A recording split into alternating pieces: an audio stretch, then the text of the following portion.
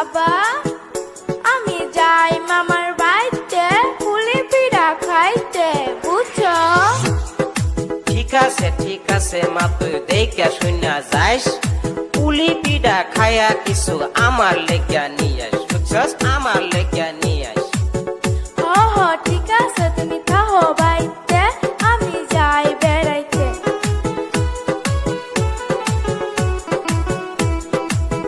ও মামি আসুননি বাড়ি, মামি আসুননি বাড়ি, আইসি আমি তাকি আপনাদের বাড়ি।